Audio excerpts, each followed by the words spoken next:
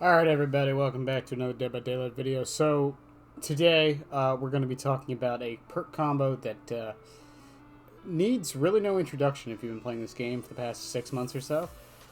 Buckle Up and For the People. Now, I haven't really encountered this perk that much, or this perk combo that much until today on stream, actually. Shameless plug, by the way. You should follow me below on Twitch. I stream 3 days a week, soon to be 4. Anyways. This perk combo is, to me, after experiencing it a few times, it's more frustrating than anything. Mostly because there's been a few times, and I'm going to show 2 clips right here of a couple of those times that made me a little bit upset.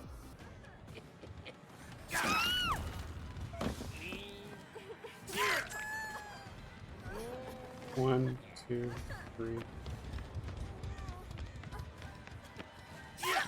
What? How long is it? Where did the Adam go? What the fuck? Oh, there we go. Or the Gabe. I thought it was Adam because of the hair.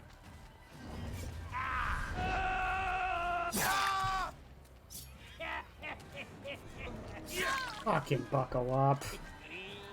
And yeah, I think especially that first clip demonstrates my frustrations with it. Now, granted, both of these matches I got a 3K, so like, I can't be too upset. It's one of those things that's more frustrating in the moment, and it doesn't always work. I've had times where I've been able to hit the survivor before they can get it, and once again, I know how to play around it, which is something I do want to talk about. How do you play around this? Well, the easiest way to play around this is to keep the survivors injured. That's the easiest thing you can do. Just keep the survivors injured. If you know one of them is running Buckle Up, like the Ada in the background footage you can see here, my advice, don't down them or anything. Just injure them before you down anybody else. And I know that's easier said than done, map sizes and all these things. Obviously down her if she's the only one you can see, but a lot of times just injuring them so they have to waste time away from the person you just downed so they can't run in for the people save. Save the best for last is also a great way to counter it, because as soon as you get that down, you can swipe immediately.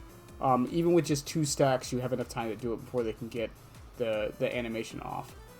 But I think the bigger question is here, does this combination need to be nerfed? And I know we talk about that a lot on this channel. And I'm going to be bringing up some killer perks in a few videos later, because I don't want to seem like I'm one-sided. I try to come off as a median force, as someone who is advocating for both sides. Because at the same time, like, while from a killer perspective it can be very frustrating, from a survivor perspective I can understand that it's a cool play you can do, and it basically gets you both out. I think my only change to Buckle Up is very simple that would nerf it with this combination, and just make it so you get the endurance and not the person you picked up, or the other way around. I think giving both of you the endurance is a little bit too much. And I know someone's probably going to go in the comments and be like, oh, well then that would just make it useless and no one would run it. And I don't want that either, alright? I'm fine with perk variety. I really want to see more perk variety. It's just, from the killer perspective, you down somebody.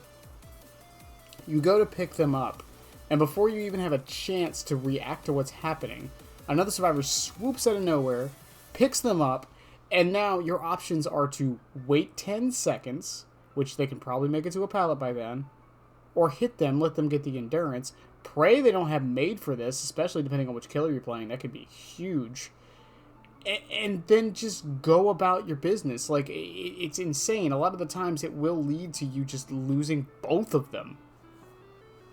And I think that's a little bit much. Otherwise, I can't think of any other ways they could really change it to make it better. The other thing I would do is maybe lower the time. 10 seconds might be a bit too much. Hell, I'm not going to lie to you. I didn't even think it was 10 seconds. Someone used it and I thought it was an 8-second timer, not a 10-second timer. Because 10 seconds of endurance sounds insane unless it's borrowed time, or For the People, or off the record, I suppose. But yeah, like, I don't know. Maybe lower it to 8, maybe lower it to 5. I'm not sure. I would be cool if they just did that, honestly. I think giving a survivor enough time to guarantee get to another loop is a bit much, and you could argue, well, what if they're in a dead zone? That's a lot of RNG what-ifs. And I'm just going to say that it's very hard to make an argument for that case. I think 5 seconds is plenty of time, though. It wastes the killer's time. It wastes a lot of the killer's time.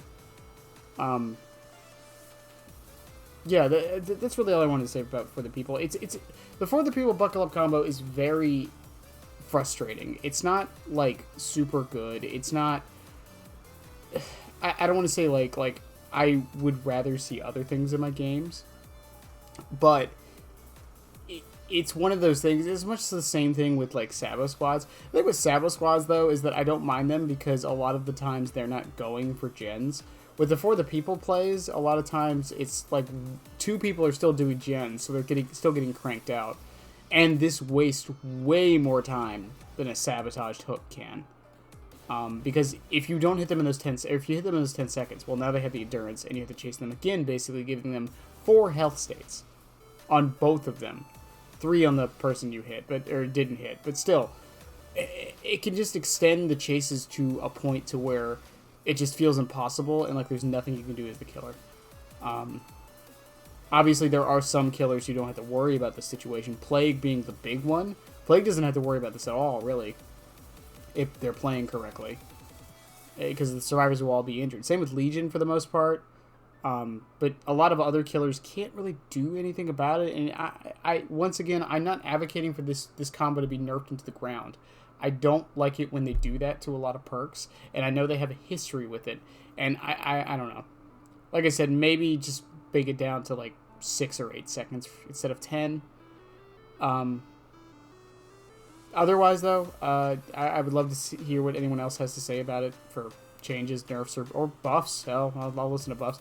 Or changes, just overall changes or reworks to both of the perks. I think they're fine on their own, and this is the problem with a lot of games. It's not just Dead by Daylight, but a lot of times they'll add something or change something, buff or nerf it. And the buff or nerf on its own is fine. It's a perfectly fine change, but they failed to see what it could do in combination with other things. I think Dead by Daylight is a good example of a game that does it more than some other games, but I mean, it's happened. Riot's been better about it over the years with League, from what I understand. But back in the day, they were not good about it. A lot of times they would release something and not realize the synergy it had with other things to make them broken. And then they have to, try to find a way to fix it. In any case, I'll catch you guys in the next one. Like and sub and all that stuff. And, yeah, bye!